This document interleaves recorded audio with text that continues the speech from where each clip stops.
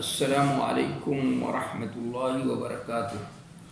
محترم دینی بھائیوں اور بہنوں اور عزیز طالبات، بسم اللہ الرحمن الرحیم و بہ نستعین۔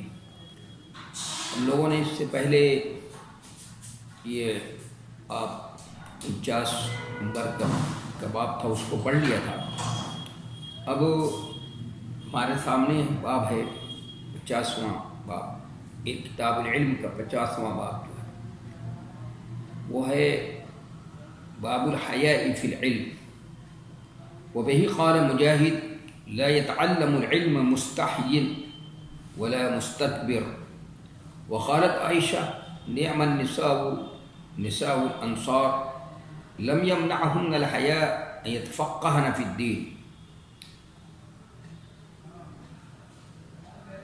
به قال حدثنا محمد بن سلام قال اخبرنا ابو معاویہ قال حدثنا هشام عن ابيه عن زینب بنت ام سلمہ عن ام سلمہ قالت جاءت ام سلیم الى رسول اللہ صلی اللہ علیہ وسلم فقالت یا رسول اللہ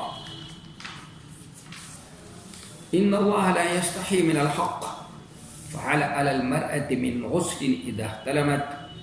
قال النبي صلى الله عليه وسلم إذا رأت الماء، فغطت أم سلمة تاني وجهها وقالت يا رسول الله وتحتلم المرأة؟ قال نعم تربت يمينك، فبما يشبهها ولدها، وكما قال صلى الله عليه وسلم۔ وبه قال حدثنا اسماعیل قال حدثني مالك عن عبد الله بن دينار عن عبد الله بن عمر ان رسول الله صلى الله عليه وسلم قال ان من الشجر شجرة لا يسقط ورقها وهي مثل المسلم، حدثوني ما هي؟ فوقع الناس في شجر البادية ووقع في نفسي انها النخلة، قال عبد الله فاستحييت فقالوا يا رسول الله اخبرنا بها، فقال رسول الله صلى الله عليه وسلم هي النخلة، قال عبد الله فحدثت أبي بما وقع في نفسي فقال لأن تكون قلتها أحب إلي من أن يكون لي كذا وكذا، وكما قال صلی اللہ علیہ وسلم۔ یہ ترجمۃ الباب ہے۔ پہلے اس کا ترجمہ کرتے ہیں، پھر یہ سمجھنے کی کوشش کرتے ہیں کہ امام بخاری رحمۃ اللہ علیہ نے یہ ترجمۃ الباب قائم کیا ہے تو اس سے ان کا مقصد کیا ہے، اس سے کیا ثابت کرنا چاہتے ہیں، اور اس سے ہم سب کو کیا پیغام دینا چاہتے ہیں، کیا سمجھانا چاہتے ہیں۔ تو پہلے ترجمہ کرتا ہوں۔ باب الحیاء فی العلم، باب اصول علم میں حیا کرنا درست نہیں، یا یہ بھی ترجمہ کر سکتے ہیں کہ حصول علم میں حیا کرنے کا حکم بتانا مقصد ہے۔ حصول علم میں حیا کرنے کا حکم، اس لیے پہلا ترجمہ یہ کیا، حصول علم میں حیا کرنا درست نہیں۔ مجاہد نے کہا کہ شرم کرنے والا اور متکبر علم نہیں حاصل کر سکتا، یعنی دو شخص نہیں حاصل کر سکتے۔ حضرت عائشہ رضی اللہ تعالی عنہ نے کہا انصار کی عورتیں کتنی اچھی ہیں، دین کی بات سمجھنے سے حیا ان کو نہیں روکتی۔ کہا کہ ہم سے محمد ابن سلام نے بیان کیا، انہوں نے کہا ہم کو ابو معاویہ نے خبر دی، انہوں نے کہا ہم سے ہشام نے بیان کیا، انہوں نے اپنے والد سے، انہوں نے زینب بنت ام سلمہ سے، انہوں نے ام سلمہ سے، انہوں نے کہا کہ ایک بار ام سلیم رسول اللہ صلی اللہ علیہ وسلم کے پاس آئیں، ام سلیم رضی اللہ تعالی عنہ رسول اللہ صلی اللہ علیہ وسلم کے پاس آئیں اور کہا کہ اللہ کے رسول صلی اللہ علیہ وسلم اللہ تعالی حق بات کے بتانے میں شرم نہیں کرتا، بتائیں جب عورت کو احتلام ہو جائے تو کیا عورت بھی غسل کرے گی؟ رسول اللہ صلی اللہ علیہ وسلم نے فرمایا ہاں، جب وہ پانی منی کا اثر جاگنے کے بعد دیکھے۔ یہ سن کر ام سلمہ رضی اللہ تعالی عنہ نے اپنا چہرہ ڈھانپ لیا اور کہا اللہ کے رسول کیا عورت کو بھی احتلام ہوتا ہے؟ آپ نے فرمایا ہاں تیرا بھلا ہو آخر بچے اپنی ماں کو کیوں کر پڑتے ہیں؟ یہ فرمایا نبی صلی اللہ علیہ وسلم نے۔ دوسری حدیث ہے کہ کہا کہ ہم سے بیان کیا اسماعیل ابن ابی اویس نے، انہوں نے کہا کہ مجھ سے بیان کیا امام مالک نے، انہوں نے عبداللہ ابن دینار سے، انہوں نے عبداللہ ابن عمر سے روایت کیا کہ رسول اللہ صلی اللہ علیہ وسلم نے فرمایا درختوں میں ایک درخت ایسا ہے جس کے پتے نہیں جھڑتے، اور وہی درخت مسلمان کی مثال ہے۔ بتاؤ وہ کون سا درخت ہے؟ لوگ جنگل کے درختوں کے بارے میں سوچنے لگے اور میرے دل میں یہ خیال آیا کہ وہ کھجور کا درخت ہے۔ یہ حدیث بار بار گزر چکی ہے، 3-4 مرتبہ اس سے پہلے گزر چکی ہے۔ عبداللہ ابن عمر رضی اللہ عنہ کہتے ہیں لیکن مجھے شرم آئی اور میں نہیں کہہ سکا۔ بعد میں لوگوں نے اللہ کے رسول صلی اللہ علیہ وسلم نے کہا کہ اللہ کے رسول صلی اللہ علیہ وسلم آپ ہی بتائیں، آپ نے فرمایا وہ کھجور کا درخت ہے۔ عبداللہ ابن عمر کہتے ہیں کہ بعد میں نے اپنے والد کو بتایا اس کو جو میرے دل میں آیا تھا کہ میں سمجھ گیا تھا، تو انہوں نے کہا، یعنی والد محترم نے کہا اگر تم نے کہہ دیا ہوتا تو یہ کہنا مجھ کو اتنا اور اتنا مال ملنے سے بھی زیادہ محبوب ہوتا۔ دیکھیے یہ ترجمۃ الباب ہے اور اس کے ضمن میں یہ 2-3 حدیثیں انہوں نے نقل کی ہے امام بخاری رحمۃ اللہ علیہ نے۔ تو امام بخاری رحمۃ اللہ علیہ کا مقصد کیا ہے؟ یہاں پر یہ باب قائم کر کے امام بخاری رحمۃ اللہ علیہ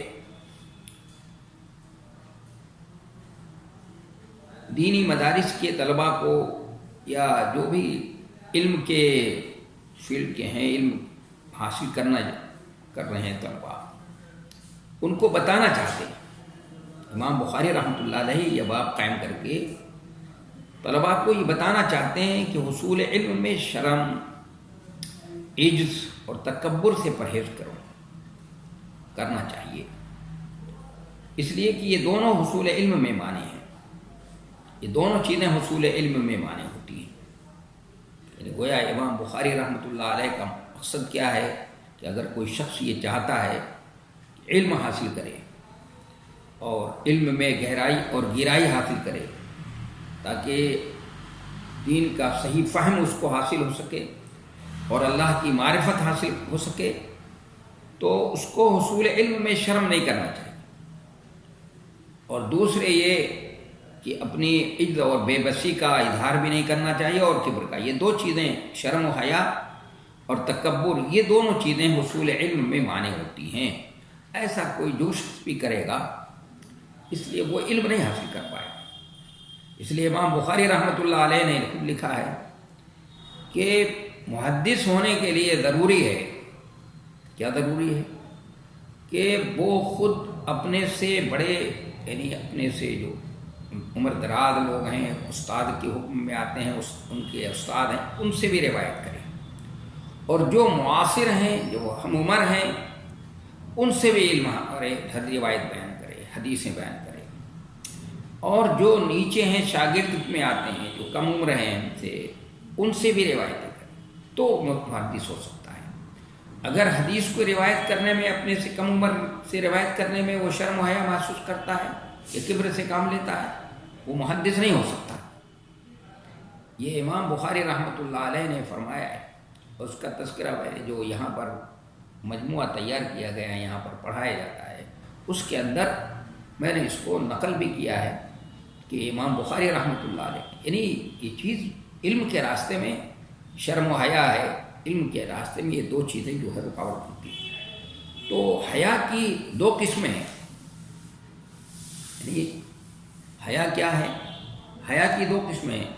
وہ حیا نہیں جو جس کے بارے میں بات ہو رہی تھی، الحیا شعبۃ من الایمان، وہ تو بات تفصیل سے ہو چکی ہے کہ ایمان کا درجہ ہے۔ یہاں پر جو حیا کی بات ہو رہی ہے، یہاں جو حیا غیر شرعی کی بات ہو رہی ہے، غیر شرعی حیا، جو صحیح معنوں میں ایمان کی کمزوری کی وجہ سے ہوتی ہے یہ چیز، تو اس لیے اس کو بیان کرنا چاہتے ہیں، اس کا حکم بیان کرنا چاہتے ہیں امام بخاری رحمۃ اللہ علیہ۔ یہ بھی مقصد ہے، یہ بھی مقصد ان کا امام بخاری رحمۃ اللہ علیہ کا ہے کہ اس کا حکم بتانا چاہتے ہیں کہ غیر شرعی حیا جو ہے حصول علم کے سلسلے میں کرنا درست نہیں ہے، کسی طرح سے بھی صحیح نہیں۔ تو حیا کی دو قسمیں ہیں، ایک حیا شرعی ہے، ایک حیا غیر شرعی ہے۔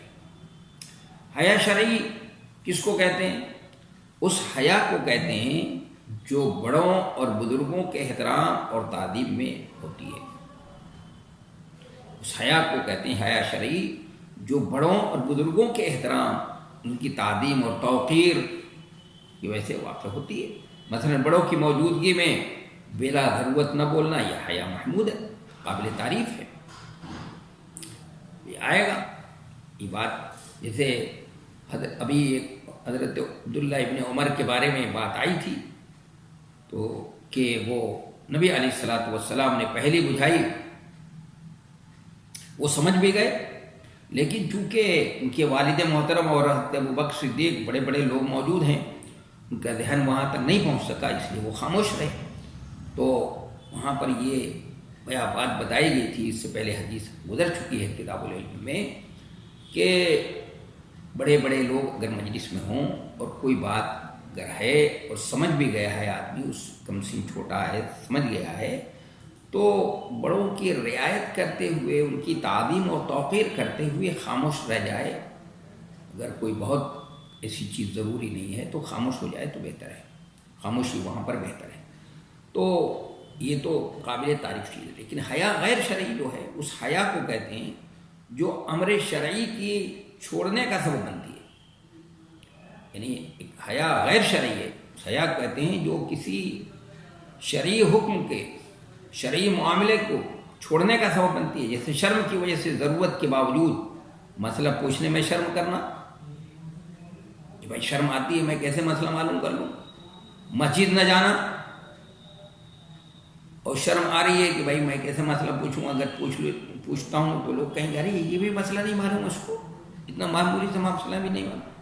یہ جو ہے غیر شرعی حیا ہے، یہ صحیح نہیں ہے۔ مسجد جانا میں شرم کرنا، نماز نہ پڑھنا وغیرہ، یہ حیا مذموم ہے۔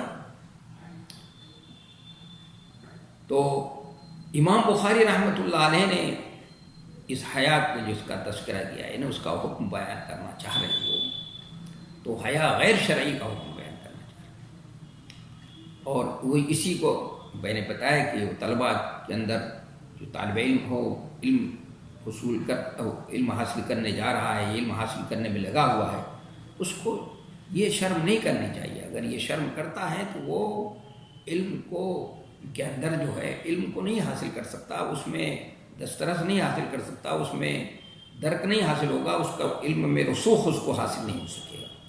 تو امام بخاری رحمۃ اللہ علیہ نے ابھی مجاہد کے قول کا نقل کیا ہے، حضرت مجاہد رحمۃ اللہ علیہ کے قول کو نقل ہے، جس حیا کا ذکر ہے اس سے حیا غیر شرعی مراد ہے۔ کہ کیا کہتے ہیں، وقال مجاہد لا يتعلم العلم مستحین ولا متکبر، کہ مجاہد رحمۃ اللہ علیہ نے فرمایا کہ علم جو ہے، مجاہد نے کہا کہ شرم کرنے والا اور متکبر علم نہیں حاصل کر سکتا۔ تو کون سی شرم کی بات کی انہوں نے؟ ایک غیر شرعی حیا کرنے والا علم نہیں حاصل کر سکتا، متکبر بھی علم حاصل نہیں کر سکتا۔ کیوں؟ اس لیے کہ علم اللہ کا نور ہے، علم نور ونور اللہ لا یعطی لعاصی، اللہ کا نور ہے۔ اللہ کا نور جو ہے یہ کسی گنہگار کو، متکبر کبر کرنے والے کو، جس کے دل میں کبر ہو، غرور ہو، گھمنڈ ہو، ایسے آدمی کو اللہ تبارک و تعالیٰ علم کی روشنی نہیں عطا فرماتا ہے۔ اس لیے امام شافعی رحمۃ اللہ علیہ اور میرے کی شکایت اشعار ہیں، شکوت الی وقی سوء حفظی اوصانی الی ترک المعاصی وقال ان العلم نور ونور اللہ لا یعطی لعاصی۔ متکبر ہے تو اس کو وہ نہیں حاصل کر سکتا، وہ نہیں سیکھ سکتا ہے۔ اور حضرت عائشہ رضی اللہ تعالیٰ عنہ کہتی ہیں کہ انصار کی عورتیں کتنی اچھی ہیں کہ دین کی بات سمجھنے سے حیا ان کو مانے نہیں ہوتی، روکتی نہیں تھی، مانے نہیں ہو رہی ہے، دین کے سیکھنے میں حیا مانے نہیں ہوتی۔ دین کی باتیں وہ آ کر معلوم کر لیتی تھی نبی علیہ الصلوۃ والسلام سے، بے جھجک معلوم کر لیتی تھی، اس لیے کہ دین کی باتیں. اور ازواج مطہرات میں سے حضرت عائشہ رضی اللہ تعالی عنہ بھی اور بھی ازواج مطہرات بھی دین کی باتیں آپ صلی اللہ علیہ وسلم سے گھریلو دین کی باتیں معلوم کرتی تھی، بلا جھجک معلوم کرتی تھی، اور وہ امت تک انہوں نے کیا کیا ہے، پھر اس کو امت تک منتقل کیا ہے، پہنچایا ہے. اس کے بعد امام بخاری رحمۃ اللہ علیہ نے اس کو ثابت کرنے کے لیے دیکھیے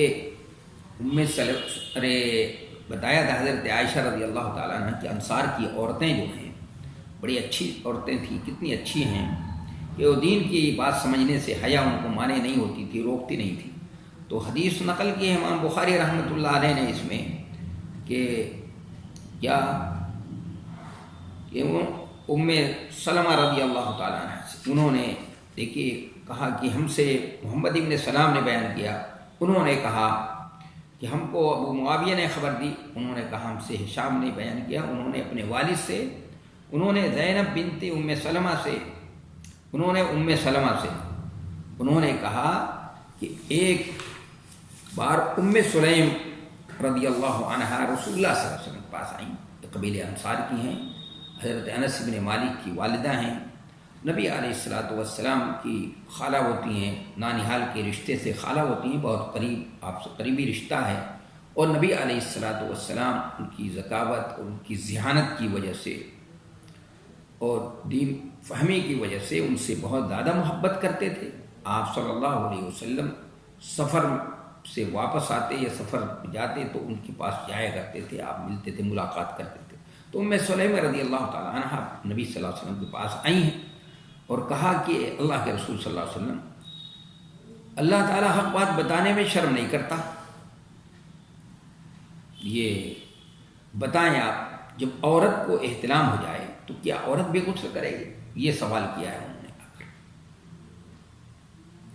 یہ سوال ہے بہت اچھا سوال ہے، عورتوں سے متعلق ہے، لیکن اب جو کوئی بے جھجک ہوگی، جو اس معاملے میں غیر شرعی جو حیا کرنے والی ہوگی، وہ نہیں پوچھ سکتی ہے کہ ارے کیسے اس بات کو پوچھ لیں، لیکن ان کو شرم نہیں آئی.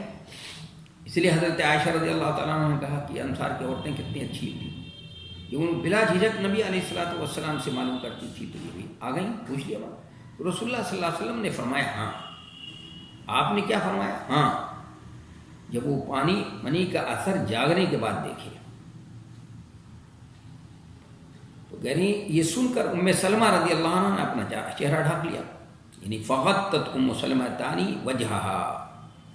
یہ کہہ رہے ہیں کہ فغطت ام سلمہ تانی وجہہا، تو غطت تانی کا فاعل جو ہے زینب بنت ام سلمہ ہیں، اور وجہہ کی ضمیر ام سلمہ کی طرف لوٹتی ہے، اس لیے سمجھ لینا. جو فغطت ام سلمہ یعنی تانی وجہہا، تانی جو بتا رہی ہیں اس کی وضاحت کرنے والی فاعل جو ہیں یہ ام سلمہ کی بیٹی جو حضرت زینب بنت ام سلمہ ہیں، انہوں نے وہ اس کا فاعل ہے. اور وجہہ کی ضمیر کے مرجع جو ام سلمہ کی طرف لوٹتی. اس حدیث میں ام سلمہ کا نام ہے اور مسلم کی روایت میں حضرت عائشہ کا نام ہے. اس لیے کہا جائے گا کہ ممکن ہے کہ اس مجلس میں ام سلمہ اور حضرت عائشہ رضی اللہ تعالیٰ عنہ دونوں رہی ہوں اور دونوں نے اپنا منہ ڈھانک لیا ہو، ممکن ہے،